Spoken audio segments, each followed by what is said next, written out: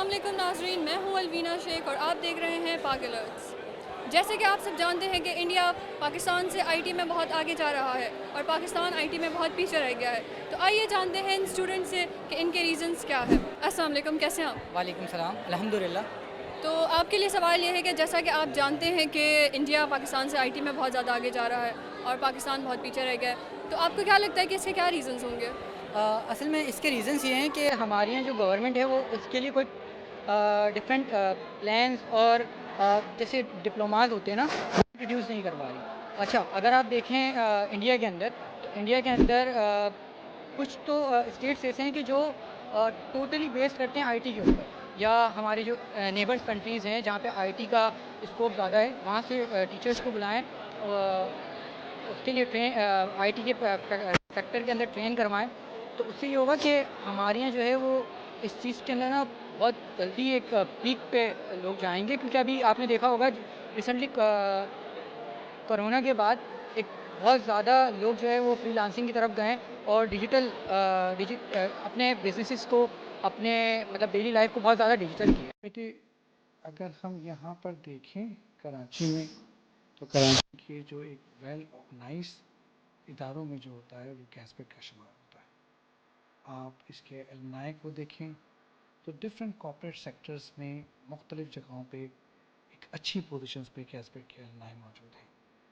इसी तरीके से कैसबेक जो है 3 डिफरेंट कैंपसेस में कराची के 3 डिफरेंट जगहों पे जो है वो काम कर रहा है, और हमारे पास इस वक्त तकरीबन कोई मोर देन 3000 स्टूडेंट्स जो हैं वो डिफरेंट तरीक़ों से बिज़नेस की और कंप्यूटर साइंस की डिग्री हासिल करें। अच्छी तालीम प्रोवाइड करनी है अपने स्टूडेंट्स को, और खाली बिज़नेस ग्रेजुएट नहीं बनाना। मकसद ये है कि ऐसा ग्रेजुएट बने जो कि हमारे पास ना सिर्फ अपने लिए बल्कि अपने मुल्क के लिए भी जो है एक यूज़फुल किरदार अदा कर सके। तो इसके लिए जब हम ये काम करते हैं तो डिफरेंट इंडस्ट्री से हमारा ताल्लुक़ होता है, और हम कोशिश ये कर रहे होते हैं कि अपने इस विज़न को हासिल करने के लिए स्टूडेंट्स को वही कुछ चीज़ों के बारे में बताएं जो कि इंडस्ट्री में हो रहा है। कि एलमनाई को कहाँ देखते हैं? एलमनाई तो हमारा ऑलरेडी अच्छे कॉर्पोरेट सेक्टर में भी काम कर रहा है, एजुकेशन सेक्टर में भी काम कर रहा है। बहुत सारे एलमनाई हमारी यूनिवर्सिटी में भी हमारे बच्चों को सर्व कर रहे हैं। हमारा विज़न ही ये है कि हमारा जो स्टूडेंट है वो हमारी इकनॉमी के लिए, हमारी सोसाइटी के लिए एक कारबंद हो सके, एक यूज़फुल एसेट साबित हो सके, उस सोसाइटी के लिए वो लायबिलिटी ना बने। आपके क्या थॉट्स हैं या फिर आपको क्या लगता है कि ये जो यंग जनरेशन है, हमारी न्यू यूथ जो है, क्या इनके अंदर वो स्ट्रेंथ कैपेबिलिटी है कि वो एक एंटरप्रेन्योर बन सके या फिर कोई न्यू स्टार्टअप ले सकें? हमसे ज़्यादा एनर्जी है, हमसे ज़्यादा हमारी एज के मुकाबले मालूमात हैं। थोड़ा सा अगर इसमें ज़रा हमारा एक्सपीरियंस भी शामिल हो जाए तो ये एक पॉलिश शेप में आगे की तरफ चली जाएंगे। तो अगर मैं अपने आप को देखता हूँ तो आई वॉज 20 और 18 ईयर ओल्ड, तो और अपने बच्चे को 18 या 20 साल के बच्चे को देखता हूँ तो उसमें मुझे ज़मीन आसमान का फ़र्क नज़र आता है। एंटरप्रेन्योर्स होते हैं, उनकी लाइफ में बहुत ज़्यादा हर्डल्स भी आते हैं बिकॉज वो न्यू स्टार्टअप लेते हैं। तो अगर वो हर्डल्स आ रहे हैं तो वो किसकी हेल्प लें? किसी की नहीं बेटे, कामयाबी के लिए 3 चीज़ें ज़रूरी होती हैं: work hard, work hard and work hard, and the last and for ever is honesty.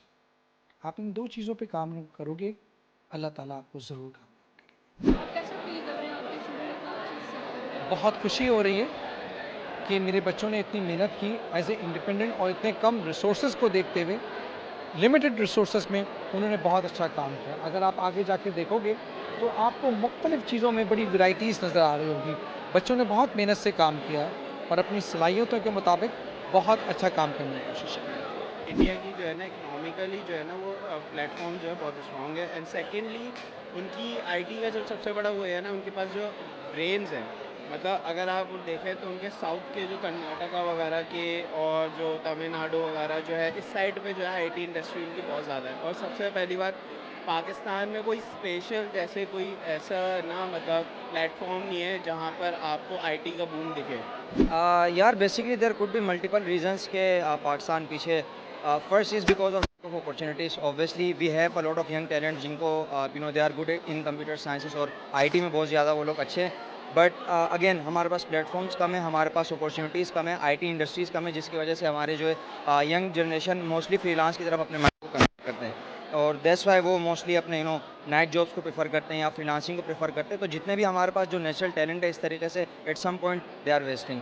तो आई वुड से कि it's more because of the lack of opportunities and platform that we currently have in Pakistan. ये बच्चे सारे के सारे actual में हमें पैगाम दे रहे हैं कि किस तरह से हम लोग पाकिस्तान की इकोनॉमी को अपने छोटे छोटे स्टार्टअप के थ्रू जो कि सस्टेनेबिलिटी और यूज़ मटेरियल के थ्रू बने मटीरियल हैं उनको यूज़ करके किस तरह पाकिस्तान की इकोनॉमी को और पाकिस्तान की सोसाइटी को खासतौर पे एनवायरमेंटल हार्म्स को रिड्यूस कर सकते हैं, किस तरह सोसाइटी को आगे ले जा सकते हैं। ये बच्चे हमें पैगाम दे रहे हैं। ये एजुकेशन का लिंक है हमारे प्रैक्टिकल प्रैग्मेटिक वर्ल्ड के साथ कि किस तरह से हमारे इंडस्ट्रीज़ को, सोसाइटी को इन तमाम आइडियाज़ को अडॉप्ट करते हुए चीज़ों को और बेहतर बनाना चाहिए ताकि पाकिस्तान प्रॉस्पर करे, इकोनॉमी पाकिस्तान की प्रॉस्पर करे, ना सिर्फ पाकिस्तान बल्कि जितनी भी वर्ल्ड है वो सबके लिए इन्वायरमेंटल हार्म्स किस तरह से कम हो। इसमें पॉलिटिकल रीजंस तो हैं लेकिन हमारी जो आवाम है उनके भी कुछ रीजंस हैं क्योंकि वो खुद भी आगे बढ़ना नहीं चाहता। मेरा ये ओपिनियन है। आप कैसे ही कह सकती हैं कि पाकिस्तान की आवाम ने आगे बढ़ना चाहती? क्योंकि उन वो कोई आगे बढ़ने के लिए मेहनत ही नहीं करना चाहता। आप देख लें स्टार्टअप्स भी एक मतलब प्रोग्राम्स में तो स्टार्ट होते हैं लेकिन कोई आगे ले जाने से डरता है। लोगों का बड़ा शुक्रिया अदा करना चाहता हूँ कि आप लोगों ने यूनिवर्सिटी के स्टूडेंट्स को सपोर्ट करने के लिए यहाँ पर आए, मुख्तलिफ स्टूडेंट से उनके कामों के बारे में पूछा, मुख्तलिफ टीचर्स से उनकी एफ़र्ट्स के बारे में पूछा और बताना सिर्फ ये चाहता हूँ अपने तमाम स्टूडेंट्स को, मेरा मैसेज भी सिर्फ यही है, फॉरगेट अबाउट कि आप में से कौन आगे बढ़ता है आज के प्रोग्राम में और कौन पीछे रहता है। आप सिर्फ और सिर्फ सीखने पे बिलीव करें और अपनी मेहनत करते रहें। जो चीज़ें आपके टीचर्स ने आपको बताई हैं उनको और उसको खूब से खूब तक करने की कोशिश करें ताकि कल जब आप अपनी प्रैक्टिकल लाइफ में जाएंगे तो आपको और ज़्यादा अच्छी चीज़ें करने का मौका मिले। Thank you so much. आपने आज का शो देखा और यकीन करते हैं कि आपको बहुत पसंद आया होगा। तो अब तक के लिए इतना ही। देखते रहिए पाक अलर्ट्स।